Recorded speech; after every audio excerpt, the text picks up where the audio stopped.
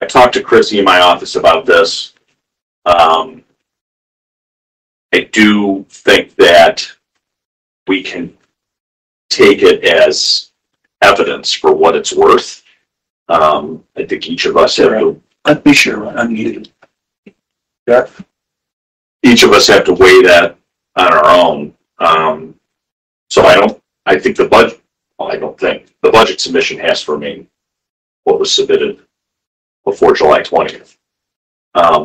But in determining need, I think the commission can take into account what the Board of Commissioners is now saying their carryover balance. So you follow me? Yeah. So that's, I guess, we can take it as evidence if we so choose, but we're still technically dealing with the. I got it. Projected carryover. I think 4.5 million. So too many. You're talking beginning carryover. The beginning, estimated beginning. Beginning balance for 2025, not correct. Yeah, the estimated beginning balance, which is 4,551,265.30. Correct. Many paper sheets submission. So that was the. I just wanted to set that straight outset.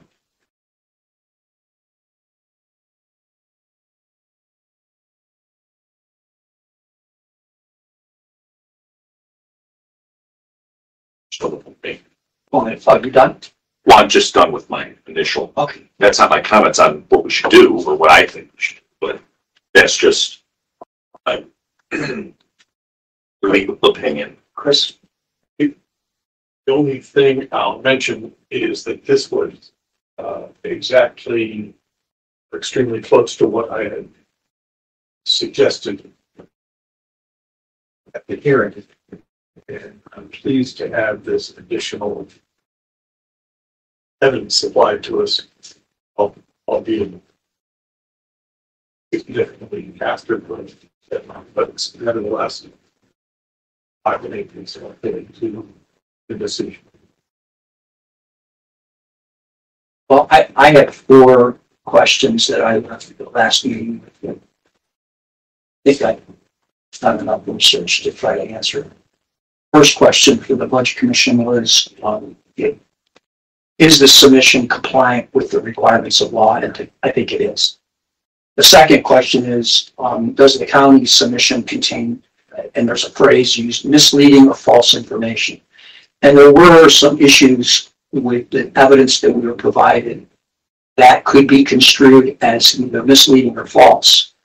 Those are in the record. One being, there were some material items removed from the original submission of the budgets that were then articulated to us that were anticipated to be put back into the expense items for 2025.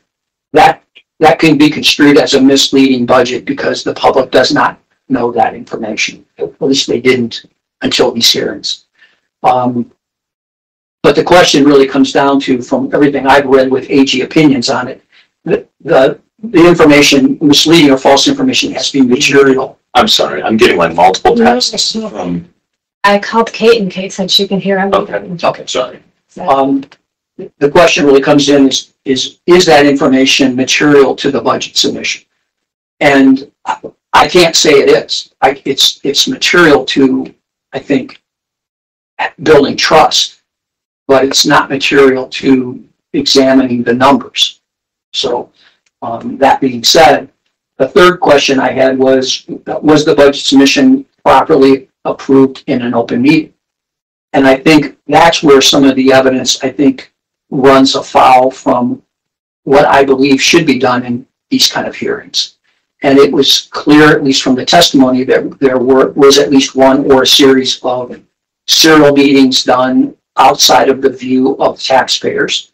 where decisions material to the budget were being made and didn't afford the opportunity for either the public or for the affected entities to materially weigh in on. And the question then is that the purview of the Budget Commission to take action? And again, I appreciate Jim's office for providing a whole bunch of research from, I think Chrissy did it. I know Kate did some compliance research as well. And even though I think that runs afoul to what we should be seeing from a county budget of this magnitude, it's not the Budget Commission's action to take. It's anyone's action who was materially fouled by that. So if we don't operate in the clear view of the public, anyone can file a complaint citing the Open Records Act, but it's not the Budget Commission's duty. Yeah, I mean, just to jump in. So I think from the testimony, it was clear that there were open meetings violations relating to the adoption of the budget. However, the budget was ultimately adopted in an open meeting. But did the discussion occur in the open meeting? No, but I think when the Budget Commission's looking at was the budget legally adopted? Did they have a public hearing? Yes, they noticed a public hearing. They held a public hearing before the July 15th date. They passed the budget in an open meeting. The discussion, there were open meetings violations relating to the discussion of the budget, but I agree that's for a taxpayer or somebody else to file the appropriate action against the Board of Commissioners if they so choose. That's not the Budget Commission's job to do that. Our job is, did they notice the meeting? Did they have a public hearing before the 15th? Did they adopt the budget by the 15th? And did they submit it to the auditor by the 20th? Right. And all of those things did happen. So I agree that would be outside of our lane to take issue with the manner in which business was conducted. We have to just look at those goalposts. The last and the final question I raised, and I had to do some research on, is there authority at the and the only evidence presented was that the county's finance manager altered or modified the REEF budget or the REEF submission, and did so outside of the purview of the public. And to that point again, as Jim has already articulated, while that was included in the final budget presentation that the taxpayers were able to witness, there is some issue with that fund and whose authority that fund is. And similar to the issue with conducting meetings outside of the public, the Budget Commission is not the avenue that files a complaint against that. That would be my purview to do so, and that would be through the tax commissioner, which I'm okay doing. The justification of that will be made outside of this body. So based on what I've seen, I don't know that there's any other conclusion that we can draw other than to be, I mean, I'll personally state, it's interesting we're doing this during fair time, because you see you finally get to meet and interact with people in the public and get their perspective of sometimes the nonsense that they witness and read about, and they get to, tell you what they think. And I will say, it was very clear to me after just one full day at the fair that the public expects to be in the loop. They just do. They want to know where their money is being spent. They want to know that if money is not being spent on something, they want to see the process. They want to experience why those decisions were made, and they really don't care about the rhetoric. They want to be intimate with their money. They want to know that their money is being spent wisely. And I don't know that we've satisfied them that way. They've been clear to me that detail was not provided to them. And I think on the other side of that coin, there has been I've had the opportunity to experience feedback from even the state level of legislatures and how they view this budget commission. And what's disappointing and what I want to state, and I'm done, is that the state views our budget commission in Geauga County somewhat different than most other counties. And I think that is a positive, and they think it's a positive. We are viewed as the exception to the rule that follows the rule. And they believe other counties should be emulating us, yet our own county seems to be resisting us. And that is very hard to square. That's very hard for me to align. It's a lot of work doing what we do, and it's not always pleasant work telling people that, no, you've got too much money, you really need to give it back to the taxpayers if you don't have a plan for it, which is different than just telling them to spend it. It's telling them if you don't have a plan to spend it, you need to surrender it. We are one of the few counties that even have hearings. We are even fewer number of counties that actually have returned money. And my last count is we're in the tens of millions of dollars of returning money in the last 5 years. And that is unheard of. We are one of the only people who've ever taken money back from school and returned it. And of course, that's going to be benefiting the taxpayers next year. And we are at a really weird period of time right now where taxpayers are feeling severe pain with their property value inflations going up and consequently inside millage going up. And yet, while some effort was done in the last year, people are afraid that that's going to stop, that we're done now. And it's back to business as usual. And that's not what they want. That's not what I'm hearing they want. And I'm not proposing that we do anything that negatively affects what we need to do as a government.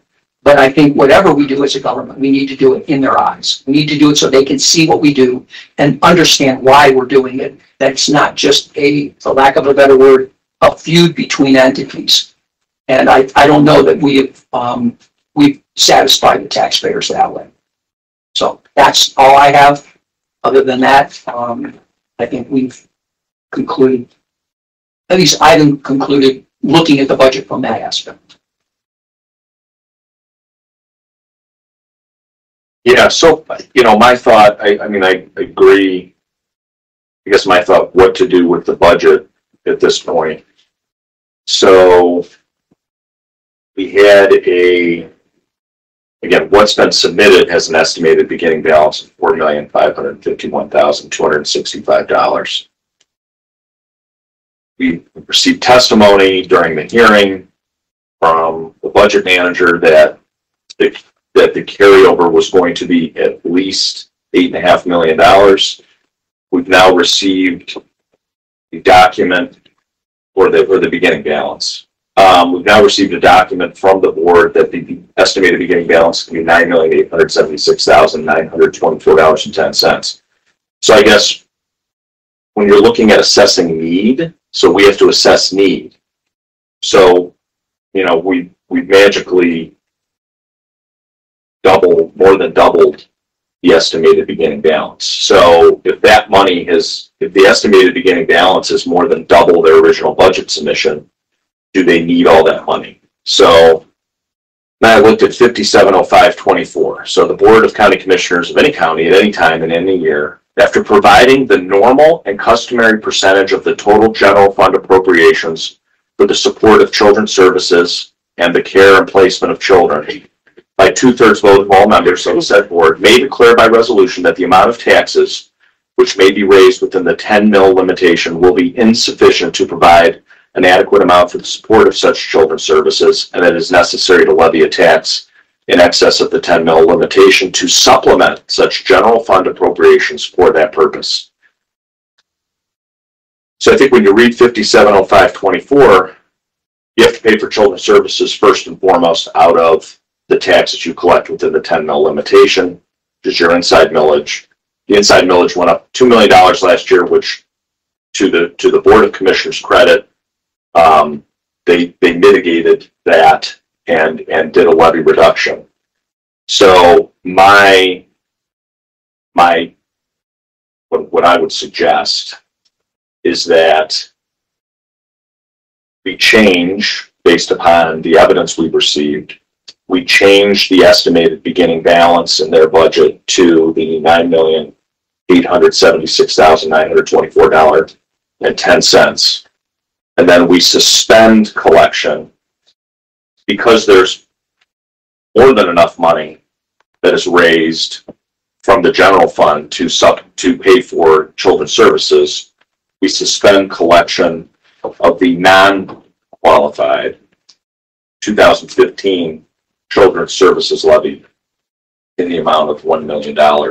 And we have a corresponding effective millage to reflect the suspension of $1 million of collection. If I could, That's where I'm coming from. the only concern that I have with this new money that's now the new beginning balance is, my understanding is, and correct me if I'm wrong, Adrian, this was an estimate of approximately 10% of appropriations. That's correct. For this year, and you believe that because of history, you anticipate approximately that amount being returned in the form of money that isn't going to be spent in appropriations that are currently on the books.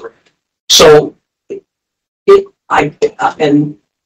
maybe Chris and Tammy, who both work in the fiscal capacity or have, trying to compare this to what other entities would do. They would never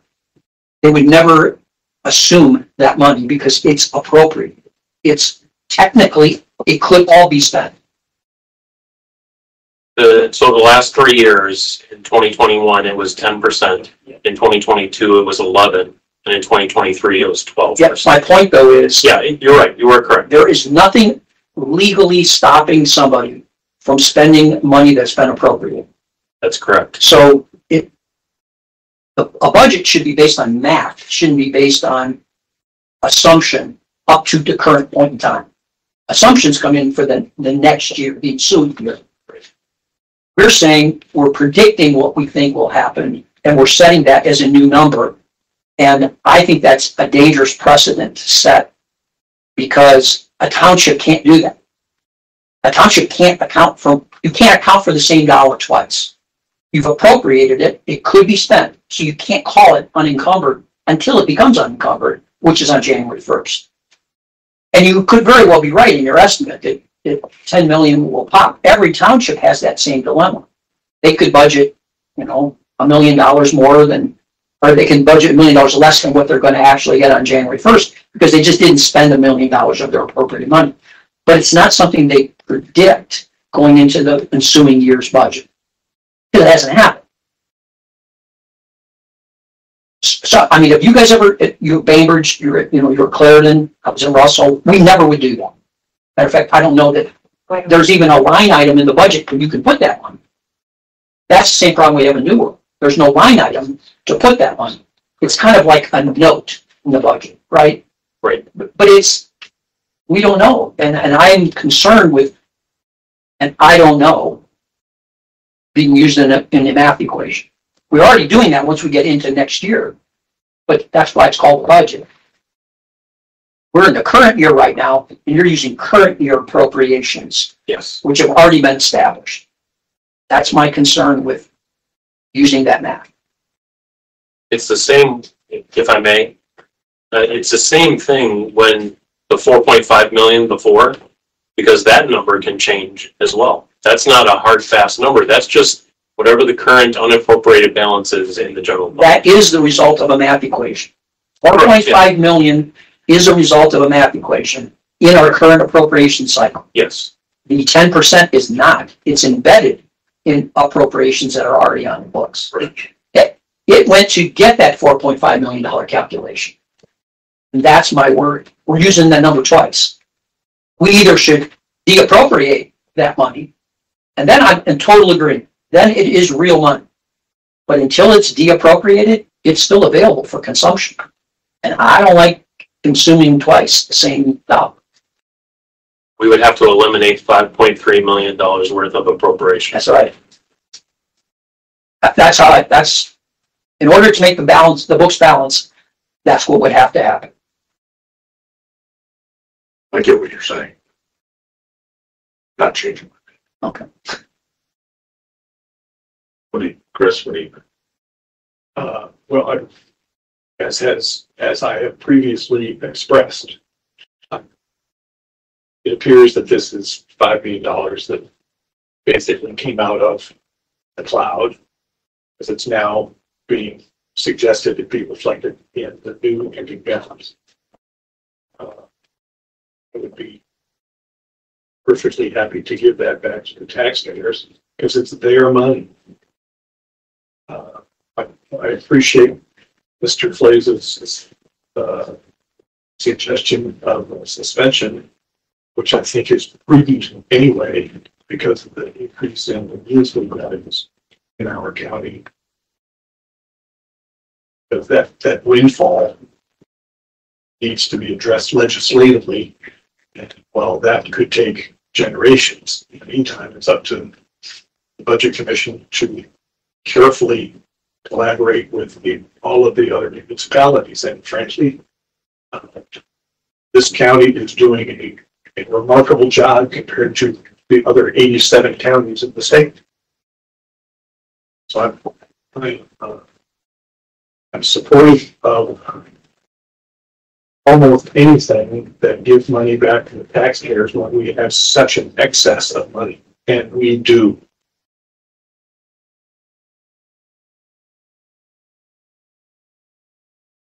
That's a convoluted suggestion of support, but there's room for both. So there's a motion buried in there somewhere? I mean, what are you proposing, Jim, specifically? Well, I want to change our beginning balance consistent with what they sent us. You don't want to do that. I don't know how mathematically we do it. You can't go into New World and change that balance. It's got to be a math equation. It's a math equation. You can only do it after you deappropriate. Then it just happens. It's a I'm not doing it mechanically. I'm just telling Okay. what's been presented to us. Okay, I get it. So I would change the estimated beginning balance.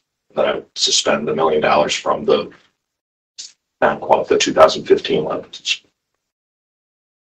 I think there are two ending balances, or two balances that need to be amended. The ending cash balance for 2024 is estimated at $7.8 million. 7.5. That was from last year. Well, I think what they sent us was they did it. They didn't actually amend their. Yeah, they did actually. They amended their ending balance for this year. Yeah, I don't think they can type it. They can't do that. But if they're if this is providing us with their revised estimate and to take into account. That's a good thing. Yeah, we're the only ones that can change their budget. We can change their budget from July 20th until September 1st. The tax commissioner can change it from September 1st to December 31st. Yeah. So they sent us a revised estimate so that I'm willing to go with that. That was my point. And I very much like the fact that the ending balance of 24 is the same as the beginning balance of 25. I wish that were always the case, but because there are so many other fund resources available, it sometimes has a dramatic impact. That dramatic impact, as we have previously reviewed, only 2 years ago in 2023, the county had previously indicated to us the ending cash balance would be $341,000 when it was actually $11.7 million. That is unconscionably wrong. So my hope is that all of the turmoil that we're going through now will fix this going forward so we don't have this continuing conversation. It should be pretty straightforward. The numbers tell us what the numbers are. Chuck, we need to be able to have the county accounting system get to this $9.8 million estimated starting budget. Just can't have it until January 1, unless there's unless you deappropriate money. The balance will continually change from now to the end of the year regardless. Because it's a moment, the budget's a moment in time. And then life goes on till the end of the year.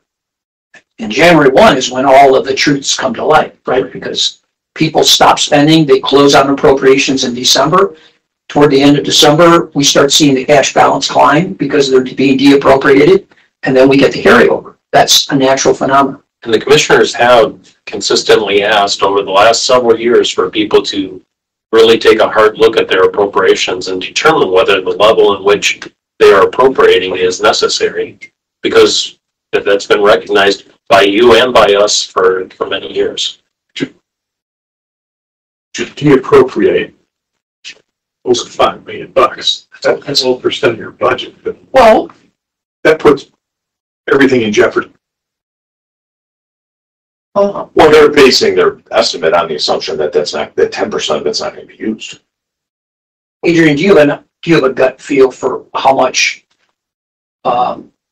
salaries and benefits are under the commissioner's hiring authority from now to the end of the year?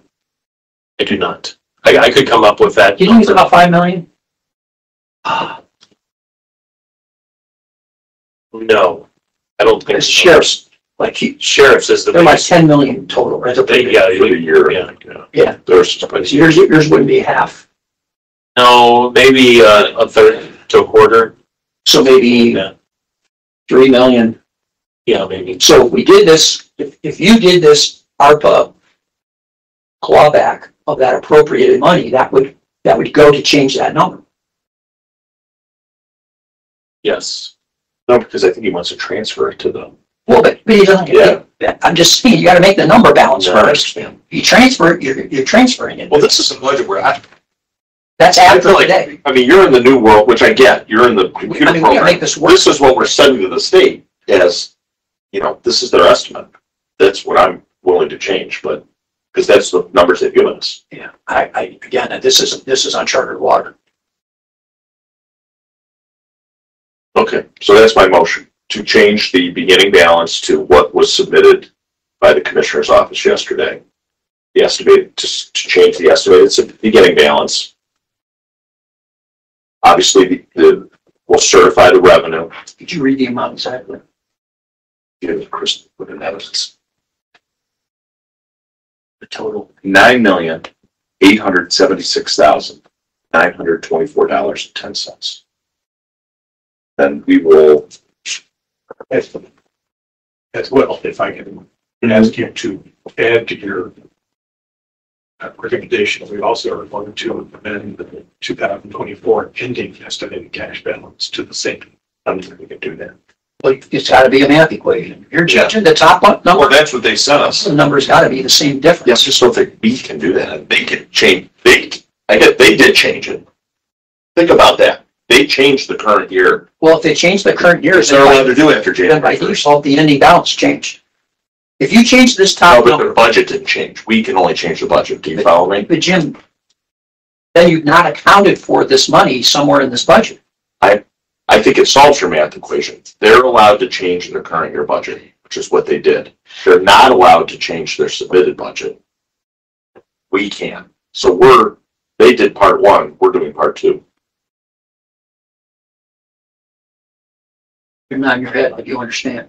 Yeah, because I don't think this matches New World. No, it doesn't.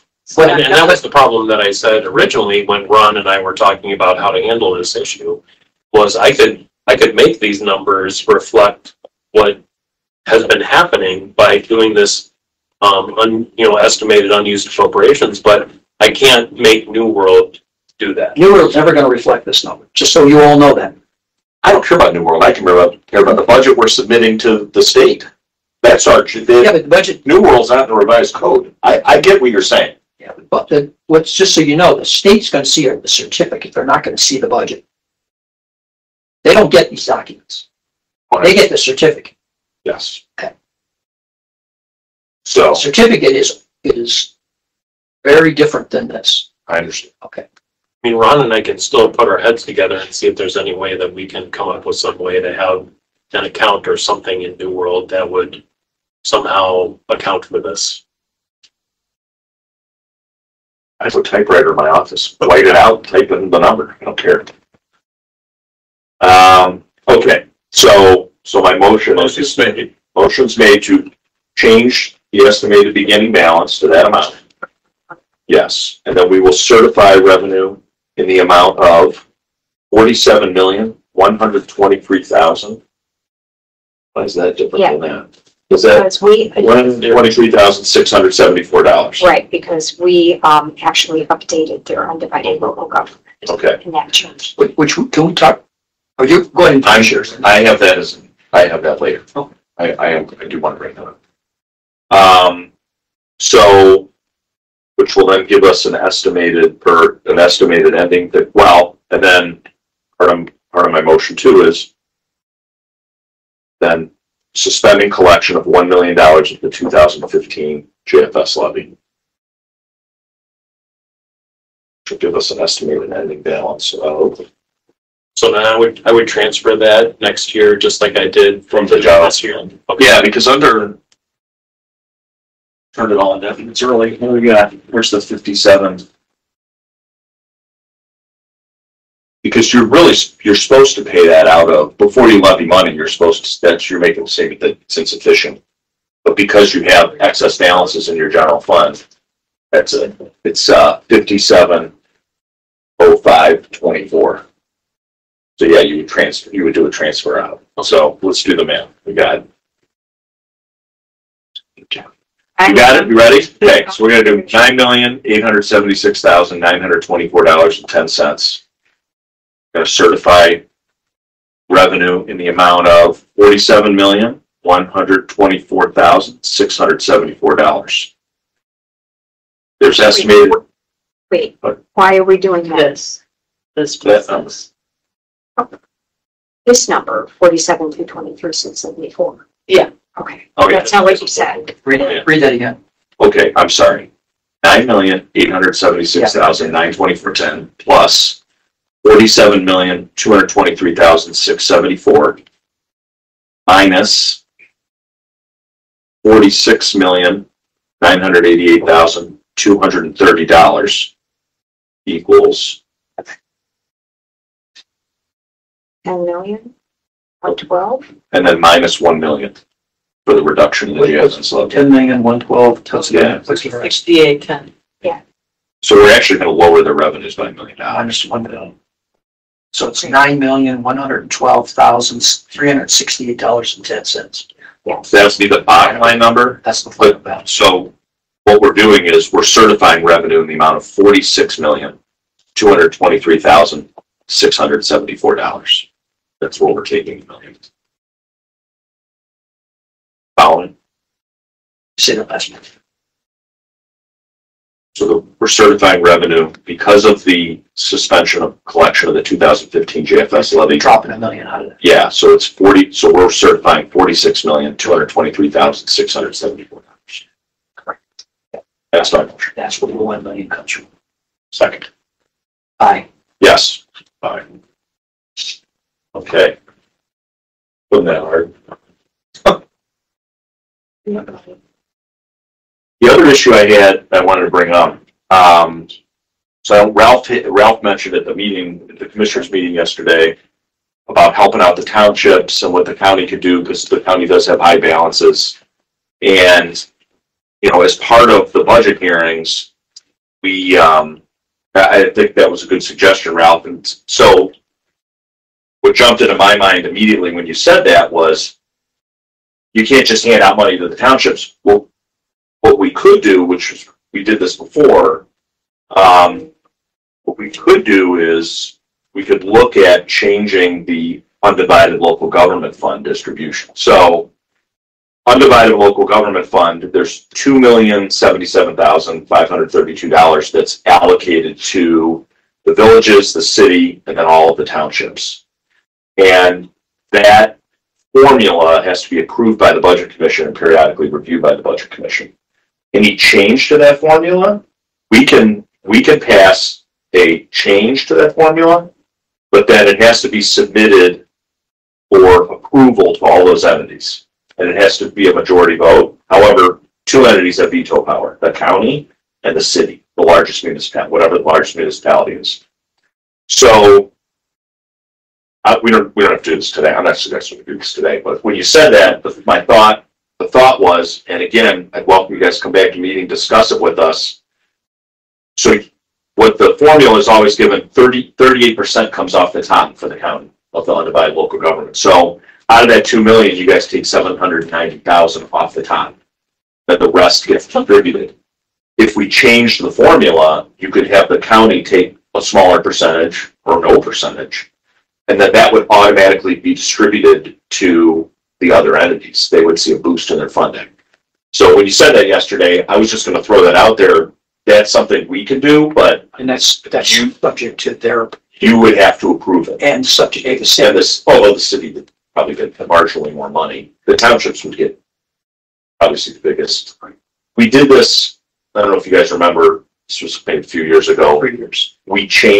We eliminated the park districts from getting local government fund. You guys kept the 38% off the top, but everybody else got more money. So that was something we did, but you also approved that did funnel a little bit more money to all the local funds. But if that's something, that's something I'd be interested in doing. I think if that's something that, when you were talking yesterday, I think that would be a good way of, $790,000, that's a lot of money. That's a way that you could funnel more money to the townships by reducing the county's share of that. So How's that distribution? Is it based off of capital population? after the 38%, yes. Yeah, after the. There's a formula after that. There, Plus an absolute minimum of $15,000. Yeah, so there's a floor. So like Aquila gets, Yeah, they- Aquila they gets may not- 15,000. they may not. Yeah, so that 18,000 is actually gonna get reallocated to everybody. But did you assuming have that Honey Valley, for example, used to get the minimum floor and then we eliminated. we eliminated them. It just was unfair. So you get 15,000 and then it goes by population. So like Aquila gets 18,000. They get 3,000 for their population. They get the minimum floor. Yeah, but if they're all They're the ones still- 38%, that would be a But they're good chunk. the only ones at the floor. Once, if they cease to exist, there will be nobody else getting that floor distribution. What does Chardon City get? Chardon City under this gets 60,000. So Bainbridge gets the most, 147,000. And Chester? Chester gets 117,000. And just a lot of these guys are struggling with these last storms. Yeah, this would be something that, would, moving forward, We can't do this.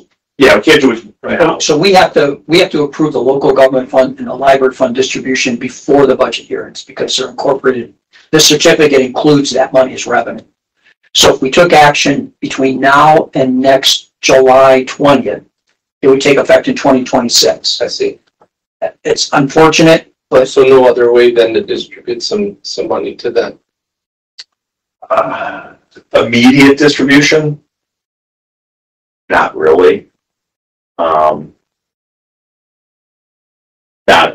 This, when you mentioned that, this would be the only vehicle where it's like, okay, that's money that comes in, from the state that we divvy up on a formula. Every county does it differently. The counties always just take it 38% off the top. So I'm just throwing that out there. And to be honest, not all the municipalities are short of cash. Some of them have bank accounts with millions. Not as many as you, but you're a lot bigger. You're the 600-pound gorilla. I support the concept, but I would suspect if you talk to some of your fellow county commissioners that are more fully thinking around the state, find out how they're able to do that. I'm confident there's a way to do that as opposed to waiting for 2 years. Waiting 2 years is, Well, 8.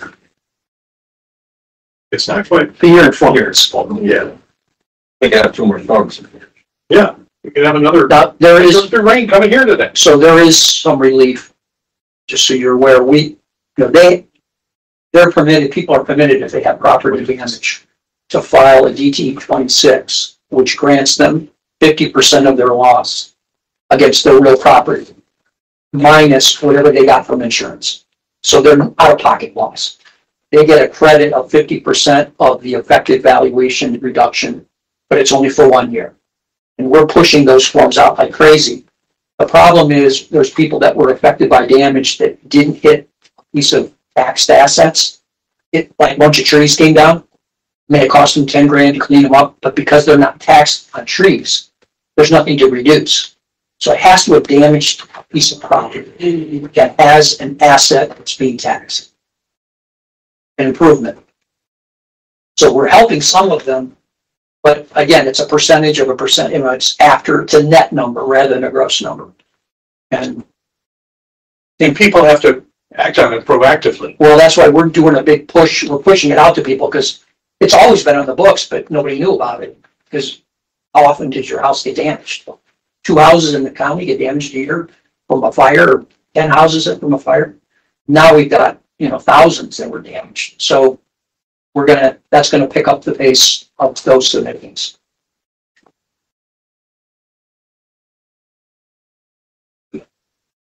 What else we have? And I guess the only other question I would have is if we have any other, additional appropriations from now to the end of the year, that change that number for like that January #1 number, like something comes up, some type of a, last minute project or something. We're not at that $9 million. What's the scenario with that? This doesn't handcuff you for the rest of the year. Okay. If you all of a sudden were like, oh, the parking lot's collapsing Right. somewhere, we gotta go spend $500,000 to pave it. Okay. It's fine. It doesn't. Every entity's numbers change immediately after the budget hearing. They can do a supplemental appropriation. What they have to be careful of is monitoring cash flow. And we do that.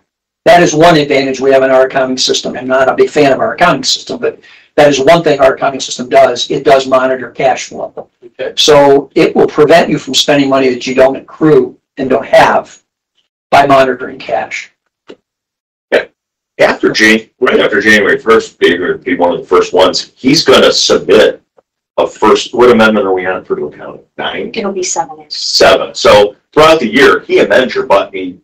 You probably don't realize it when you're doing the financials, but he's amending your budget throughout the year, and that comes to us and we approve it. Typically, this is called the tax budget. What Adrian does on the first amendment, and thereafter is called the appropriation budget. Yeah, we call it permanent Yeah, appropriation. which is, as soon as you do the permanents, we go right into permanents. We're different than townships that way. They go through a temporary phase, but that's the same principle. Also, we have to recite something. The budget certificate for Russell Township, I don't think it's Frank said it for you. Okay, okay, I can do it. Okay, I want to go through we have stressed items related to the Geauga County budget. Done with that? I do not have anything else. So. Okay. You got anything else? Sleep. What else we got? Yes. There's no vote, it's just a re-sign. Clerk will be sent. Yes. So now we have, Yeah, I think you guys. Before everybody leaves, Back up there. you guys have leveled a very serious charge against our staff and our board by extension in saying unequivocally that we have no illegal meetings, and I'm here to tell you that is not true. We are allowed to speak one-on-one to our commissioners, and we are very careful to never tell one commissioner what another commissioner has said, and that is lawful. So please do not make a charge like that when I can tell you it is absolutely not true. I would never do that. We would never do that, and this board would never do that, because we don't. Well, Linda is the only lawyer in the room. I will tell you that if you go to one person and say, do you agree to do this? Do you agree to do this? And do you agree to do this? And then you present that in a meeting with no discussion and it's adopted. I'm just telling you what the testimony was to the Budget Commission. That is a serial meeting and it is illegal. I'm sorry, Jerry's a lawyer. Forget. So We don't do That- that. We have information, conversations, and we present it was, to listen, The budget hearing is over. the way it was described to us is very clearly that a serial meeting. serial meetings were. That is your opinion, and It's I not my think that opinion. these people believe that that is what is true of our office, because it's not. We're basing our comments upon what was told to us. How can you pass a budget that's materially different than all of the budget hearings you held, and there's zero discussion in the public meeting passing the budget? How can that occur without the serial meetings that were described to us by the budget director occurring? I mean, look, all of the meetings were recorded. You're welcome to listen to the recording. The testimony speaks for itself. If you believe that that is inaccurate in some manner, then take whatever appropriate action you need to take. The bottom line, though, is it was the impression of this body that it was described to us in a manner that information was obtained from each of the three commissioners, and they unanimously agreed to take certain action that was then ultimately put in front of the people in final summary form with no discussion. That was the testimony. That in there lies the problem. You don't get to extrapolate that into illegal meetings. If we present information to the board and they make decisions on their own and they choose not to discuss it in a meeting, that is their call. That's illegal. Don't do that. Stop doing it, Linda. Stop it.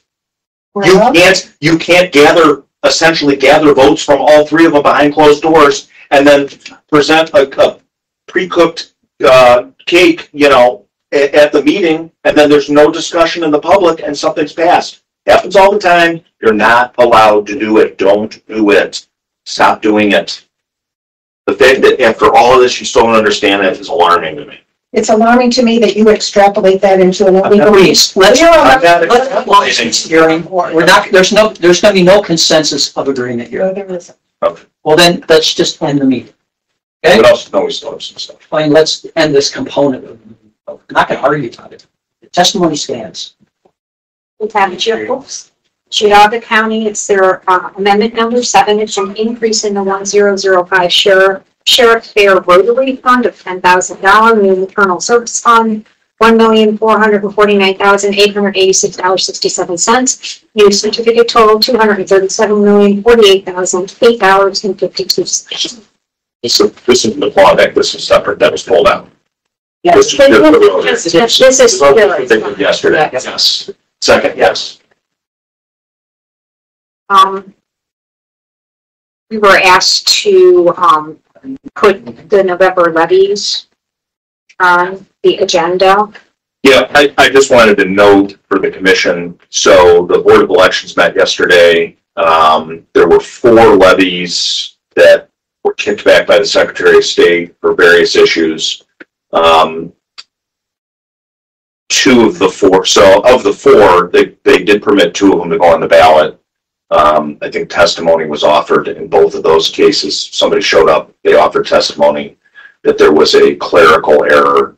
The board accepted that, and those levies were put on the ballot. That would be Burton Village and Huntsford Township. So those did go on the ballot. Those were current year expired. Yeah, those were not early. The 2 that were a year early that were kicked back by the Secretary of State were the JFS levy and the Hamden Township road levy. Those had some fatal flaws, and the Board of Elections did not keep those on the ballot. So those were removed from the November ballot. Do you know? Both of those are a year early, though, so it's not a dire situation. The only thing is, Adrian, I know, remember, we were talking, I did confirm with my APA that being able to Board of Elections, there is no primary next year. So if there's no primary in 25. Okay. So if you did want to put something on the ballot, you'd have to pay for. Should we talk to? We were told that Michelle said there was a special election going to be coming, so we'll have to confirm that. I mean, maybe somebody's paying for one, but not, I don't know in every precinct unless, I don't know. So there would be a cost, and I don't know what that is. It's pretty high. Yeah, it's Like for $2,000 a precinct, I think. yeah, There's a minimum, and then there's print charges. Yes. yeah. It just depends on whether they'd want to wait until the fall and have it be at the last minute. I don't know. Yeah, I mean, you've never had a problem with the JFS levies. I mean, they get pretty much record support. I think they probably get the highest vote totals of any. Right, and I don't think there's an increase in there. It's just a renewal. Renewal, yeah. So, I think it's So, Yeah, the aging's up. Is that a year early next year or is She that? likes to go early just in case. I have the sheet. I can pull this up. I think JFS's other levy would be, yeah, the original plan would have been for them to be on next year too, but the other levy a year early. Yeah, let's see. The senior one expires, it says expires tax year 2024. So that's, So, yeah, yeah. they collected. Then well, expires 24, last collection 2025. 25. Right, so it's not early. The JFS, no, it's not early. JFS went early. She did not. She should have done this November. But the other JFS levy, if you want to go a year early, you would be putting that on in November. However, there will be a primary The following. in 26. So you could put that on in May and you still have another election for the other JFS levy. Thank you. I just have one other quick question. So right now we have a meeting scheduled for September 30th, and we scheduled it so that you could review all the rate resolutions, and if they were turned in on time, I just want to make sure that's still something you want to do. Yeah, did you give the county a rate resolution? They have one, you- yes. I just You doing wanted that? to, that's on November 30th. It's a Monday. September 30th. Oh, that's for one regular schedule. Yeah. Oh, yeah. It's not a regular. Yeah. Do we need to get revised one of that or? Well, we will see. No, if we're just paying, well, you're gonna have to take it off bid rate. The rate resolution, will Well, Yeah, yeah. You gotta well, recall that yeah, rate we will. resolution. Yeah, I'll get it from Christie. yeah. So you'll have to, Yeah, we gotta do a certificate anyway. and just so we're clear on the record, the reduction is the same reduction to the same levy as last time. Well, Because there's a They- qualified and a I did a non-qualified. bigger reduction last year, so But there was a qualified levy and a non-qualified. my motion specified the Non- non-qualified. 2015. Yeah, but the non-qualified levy only brings in 1.6 million, so they had to leak a little bit into the other one to get to the 2 Right. million last Last year. Right. year. But we're This under. is $1 million, so we're under, so we're Yeah, so we're gonna collect about 600,000 on the unqualified. all of it in the non-qualified, so it's a full benefit to the taxpayer. Yes. Yes, Yeah, you're getting a 12.5%. You're not collecting $1 million, but you're compared to, you're getting it. It's on the one where you're not getting the 12.5% state, so. Okay. If you're not taking a full hit. Any question? Well, I was gonna wait for the public comment section. Just. Any public comment? I do want to just bring up the construction across the street, the courthouse. I heard your comments about the ARPA money. I'm fine with that. I have a call or an email out to NV5 to give me an educated estimate on the amount of expenditures that they're going to have between now and the end of the year. To find out how much over the 6.25 million they're going to probably spend over there that I would need to come up with the money for. So once I have that, I am going to have to come back to at least certify some revenue in the Capital Reserve Fund Phase 2 in order to make an encumbrance for that balance. So it won't be a $10 million one. I don't know what it's going to be exactly. I would imagine it's going to be at least a couple million, if not 3 or 4, in order to make it until the beginning of 2025, when I can then transfer funds to the Capital Reserve Fund Phase 2 to create the rest of the encumbrance. So I just wanted to make you aware of that will be coming probably within the next few weeks. I thought what's gone out to Chardon contribution, I thought we had worked out those kinks, so that money should be coming in soon. We haven't seen anything yet. Okay, I'll follow up with Laura, because my understanding was that money was gonna start coming What is over. it? 1 million, 2 million? What is it? Well, it's up to 2, Yeah, it's 10% up to 2 million. yeah, but That was the other concern is, I mean, where do we draw the line to potentially go back to Chardon with these overruns that we're facing? well, they're on the hook, unless you unless you run over $20 million, I mean, they're it's getting pretty doggone close. Yeah, they're capped at 2 million. So that's what we had agreed. I mean, at the time we thought that was pretty comfortable, because that would mean that the project cost would exceed 20 million. I think when we did that, And I guess, do we have a position of finally stopping work? If we can't, continue to agree that, I mean, we're in a situation where, we had our estimates and we've got everything, but where's the ceiling on it for us? And every, I can't recall what the number is, but it was pretty high as where we've gotten with, additional charges. And I'm looking across the street and it looks like basically just framework, and I can only imagine if we've already had this kind of overrun, what is it potentially going to be, and it's almost at the point to say, we need to hold within these parameters. And if not, we just cannot have this endless supply of cash that's just going to continue to go to this. And, last that I heard, I don't know if it's 100% true, but yesterday I was approached by 3 different people at the fair saying that Chardon is starting to push back, basically even questioning that there were parameters on what their money was going to be or what it's going to go towards with the project. And that they're questioning to say that they're not going to be responsible for that full $2 million. So, we don't want that surprise happening. We had an agreement in place and we haven't seen, I don't believe, a dime from them. Correct? Not yet, yeah. yeah, But it's been the ones that have been putting out all of the money from day one. And it's getting frustrating because, first of all, I never supported that. No different than I don't support what we did up here. We should have done a full project to have new offices.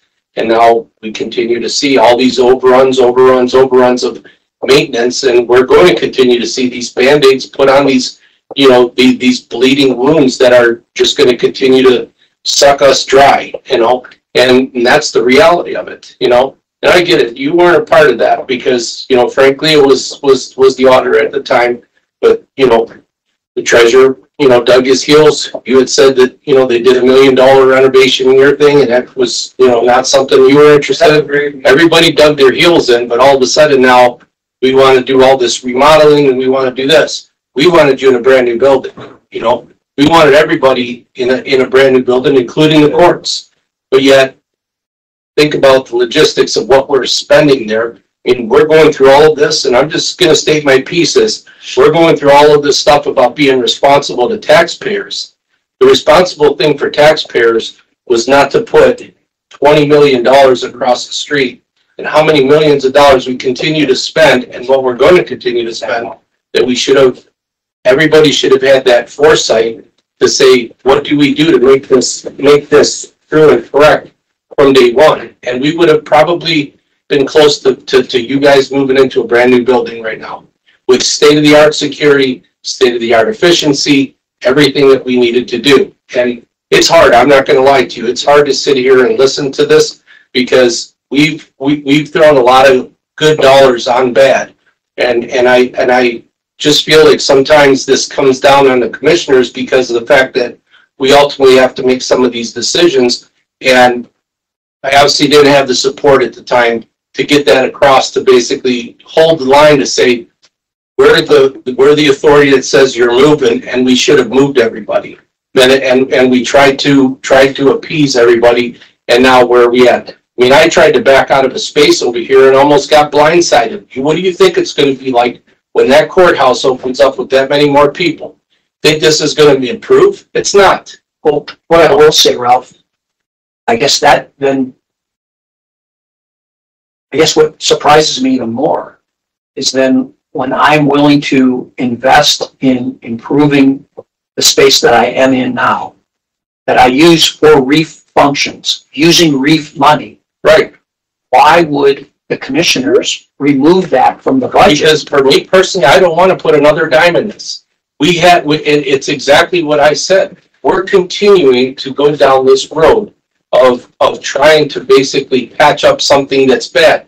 We moved IT and put so much of the equipment down at the new county building. Why? Because of the dilapidated conditions. I mean, you've said it yourself, Chuck. Wires are hanging that you've had to duck your head to go underneath it. But yet we could not get support back then to put, to put something in place and collectively make a good move to be able to help the taxpayers. And I get it. This isn't going anywhere. This is what we got, and this is what we've got to deal with.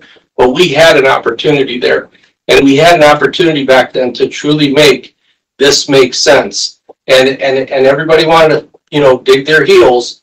But I think that it's sad for our taxpayers, because I think we could have served them that much better. And look at the funds that we do have. We would have been in a condition to be able to more than afford it. So, well, yeah, I'm giving them just, again, you don't have to work in these buildings, our people do. And for you to say, well, you're not going to put another nickel in them, we're going to be in these buildings for decades. So money needs to be invested in them. And you guys are totally abandoned your statutory duties in maintaining these buildings. And the maintenance department has just been awful. And I just, again, I don't know that this is debate for here, for the budget commission, but I agree that we'll disagree on that. I mean, Chuck has a fund that really has nothing to do with you guys, and you won't let him spend it to improve the space that you don't maintain. And you won't spend it to hire maintenance. We just put in the elevator. But the elevator's in the other building. I get that. Listen, I agree you shouldn't put a nickel in the opera house. We need to get the hell out of that. I've been saying that for years, but we're that's part of the big picture. We're here. But Ralph, I feel like, there's punishment being served. It's not punishment. I'll tell you, to your face, it's not punishment. It's just, I think that what's the next thing that's going to go bad? I don't know. I get it. We got to try to do something, but it's just an unfortunate time. The reason this building is so bad is because it hasn't been properly maintained for 20 plus years, and that's before any of you were in here. But it still hasn't been maintained. We're saying we're not going to put another nickel in this space. But I was just told at the fair yesterday by Glenn that they ordered a brand new generator. Which is good. I applaud that. What I'm saying is we got to try to stay at least operational, right? Well, and if we have a situation with the generator, people need to be able to have lights and have whatever goes along with power. We're trying to do the what we can do to try to do that. Wouldn't you agree that having rodents come in and burying themselves in the wall, so we have to evacuate this space for 2 weeks to the smell to go away because there's holes in the building, or ceiling tiles falling in, so we can't meet in the other conference room because the ceiling tiles were falling in? That's not putting another nickel in the space. I understand that. We still have to operate out of these spaces. And I think we'll do what we can do to be able to do some of that. But this is these buildings did not rate like C+, B+. These buildings, when we had the assessment done, they rated as Fs. Well then we shouldn't be working out of these buildings. And we said that back then. But here we are. I've been in this building for 12 years. You guys you've invested no doubt. Other than fixing emergencies, you've invested $0. And you got to maintain a building. Let me tell you something. That new building you're in, if the lifespan's 50 years, if you maintain it like you've maintained these buildings, lifespan's going to be way shorter than that. Because you got to invest money in these buildings, and they don't. The maintenance staff doesn't do anything. I have a lot of public coming through my space, Ralph, and I got to tell you, it's embarrassing. It is dangerous. I had an employee walking out the back steps that fell through the steps and was out of work, and we paid him for 9 months. Because the maintenance department improperly maintained and constructed the I stairway. didn't sleep for weeks worrying about this guy's going to sue us and hold us liable for it. Because we're the ones we being the county, constructed that stairway. My windows have been cleaned in 2.5 years. Come look at them. Just a Good thing that contract got passed. Okay, when's that? Next year? I mean, come look through them. It's not even something that, okay, that's ridiculous, but it's not the roads coming. I'm willing to use REEF funds where I can lawfully to improve the space, not the Taj Mahal, but just like we did in this space. I mean, this was a dump when I moved in. We threw a coat of paint on the walls, put new ceiling tiles in, and put LED lights to cut out the load. It lowers the heat, but I had to put an air conditioner in because we can't get heat in here or air conditioning.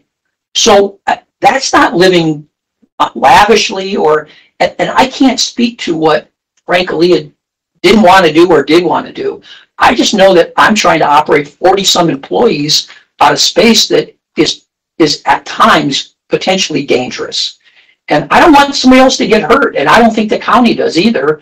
And I think there's a difference between just doing nothing and doing at least the essential things to keep the place habitable and able to conduct business in a safe manner. I mean, that's all I'm asking to do. And the contract services that I had in Reef was just going to put new AC units in so we could have meetings in the basement and have more than 10 people in a room. That's all it was for. So I could do BORs, budget commission, and the like, which is all a function of Reef. So that's removed, and then maintenance money is removed. And that's your prerogative. That'll be a different argument for a different day. But I don't know how we square that. How do we get a meeting of the minds of that? Yeah. So, I don't know. Okay. All right. Well, my office needs security upgrades. I have plans. I'll be seeing you. You guys can decide to give me the money or not. Oh, are there any other public comment? You'll have to unmute if you do. Look at them all jumping in. I think they all left their computers. This is all the show. All right, move to adjourn. Thank you. Second. Yes. Yes. Okay, we're adjourned. Thank you.